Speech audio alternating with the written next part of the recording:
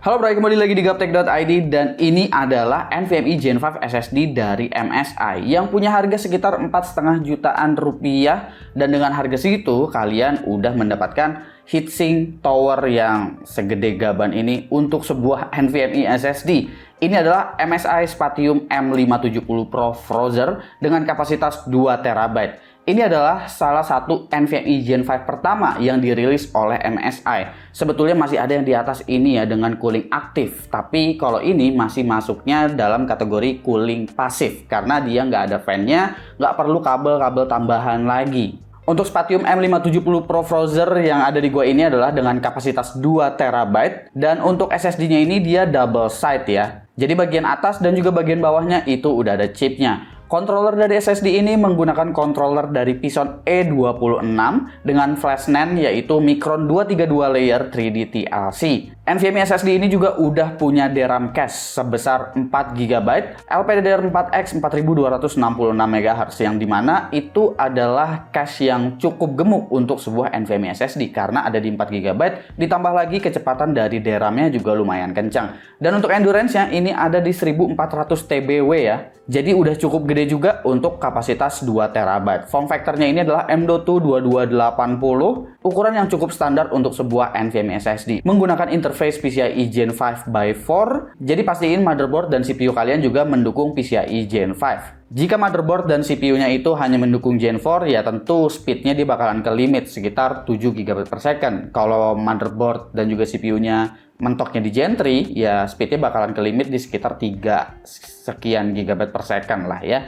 Tapi siapa juga yang beli NVMe Gen 5 begini, terus motherboard dan CPU-nya masih Gen 3? Mendingan sekalian beli yang Gen 3 aja nggak sih? Atau ya paling nggak beli Gen 4 yang speed-nya sekitar 3 GB per second juga kan banyak. Kecepatan yang ditawarkan oleh MSI Spatium M570 Pro Frozr ini ada di sekitar 12 GB per second sekuensialnya. NVMe Gen 5 SSD kecepatannya emang paling terasa untuk sekuensial, alias untuk transfer satu file yang berukuran besar. Jadi kalau yang ditransfer atau yang di load itu sekumpulan file-file kecil yang ada banyak, perbedaannya itu ada, tapi gua rasa kalian nggak terlalu begitu notice. Lalu untuk sistem pendingin atau si heatsinknya ini, sistem pendingin di sini sebetulnya nggak sebesar itu, alias nggak sampai overlap. Jadi nggak masalah semisal mau pasang kartu grafis.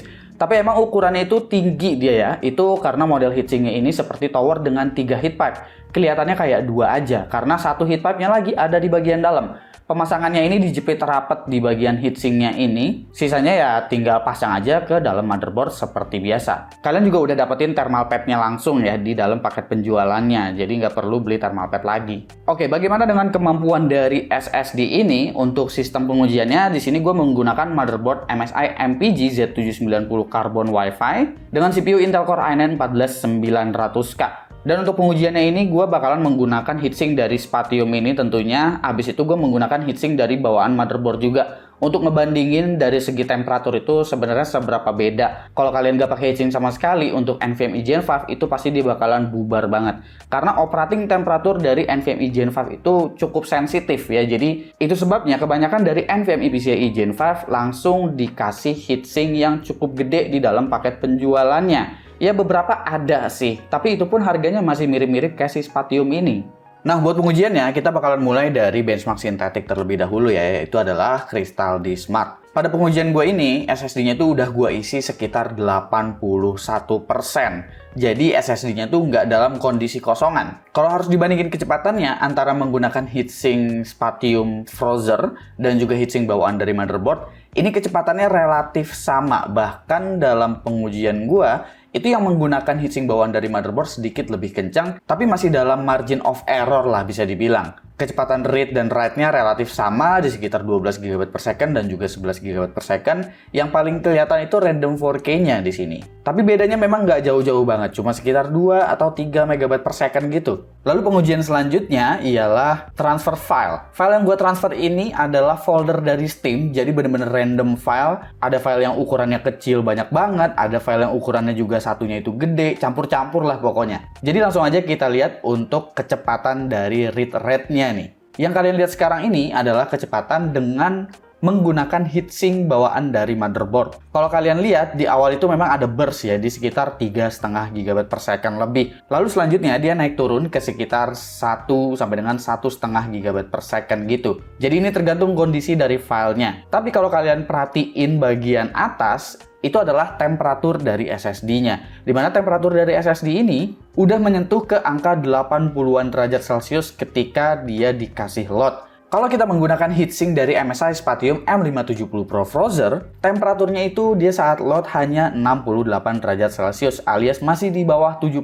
derajat Celcius. Dan burst yang bisa diberikan juga itu bisa menyentuh ke angka 4,5 GB per second. Setelah burstnya mati sih selanjutnya itu dia bakalan mirip-mirip ya. Tetap ada spiking ke sekitar 2 GB per second lebih, tapi kalau kita harus rata-ratain, tarik garis lurus itu kurang lebih sekitar 1,5 GB per second juga ya untuk kecepatan read rate-nya.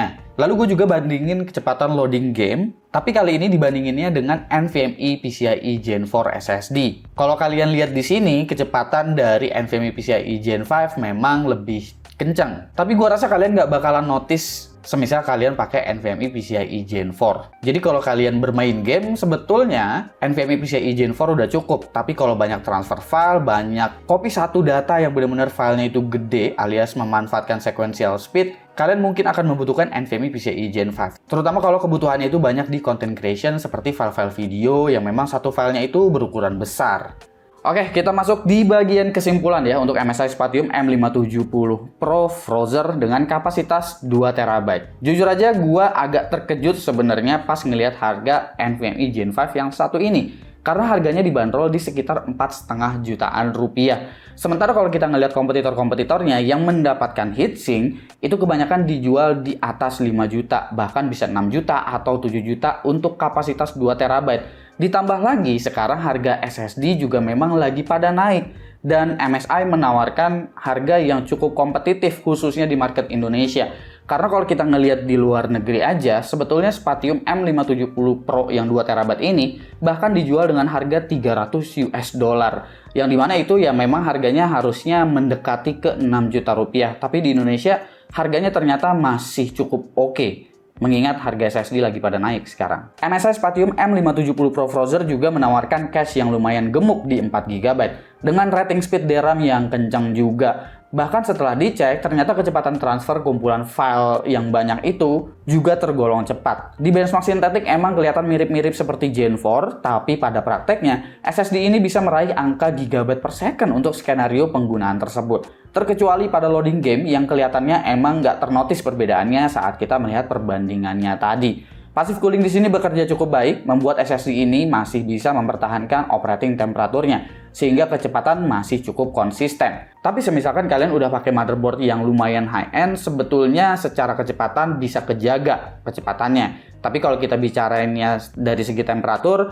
tentu temperatur dengan menggunakan heatsink bawaan dari si Spatium M570 Pro Frozr ini bakalan jauh lebih baik lagi. Kekurangan dari NVMe Gen 5 SSD memang ada di bagian operating temperatur yang sensitif ya, karena dari segi daya pun sebetulnya NVMe Gen 5 SSD ini lebih tinggi. Dia bisa makan daya 10 watt ketika dia jalan load, bahkan idle-nya pun lumayan tinggi di sekitar 4 sampai dengan 5 watt. Itu sebabnya kalian butuh banget yang namanya heatsink yang lumayan beefy untuk sebuah NVMe Gen 5. Jadi kalau kalian nemuin NVMe Gen 5 SSD yang belum mendapatkan heatsink, paling enggak ya kalian cari motherboard yang cukup oke. Tapi kalau misalkan kalian dapetin 4,5 juta dengan dapat heatsink bawaan yang lumayan badak kayak begini, gua rasa kayaknya MSI Spatium M570 Pro ini bisa dipertimbangkan jika kalian consider dan butuh sequential speed yang kencang. Karena perbedaan paling signifikan dari NVMe Gen 5 ada di bagian sequentialnya sebenarnya yang berkali lipat lebih kencang. Tapi untuk random 4K sebetulnya nggak terlalu kelihatan perbedaannya. Tapi ini SSD yang cukup baik dan silahkan komen di bawah menurut kalian gimana nih. Terutama untuk harga SSD yang lagi pada naik, tapi soal SSD yang satu ini, ternyata MSI masih bisa mempertahankan harganya. Komen di bawah dan kasih pendapat kalian masing-masing. Jangan lupa subscribe, Gosuki, dan seperti biasa, sampai jumpa di lain kesempatan.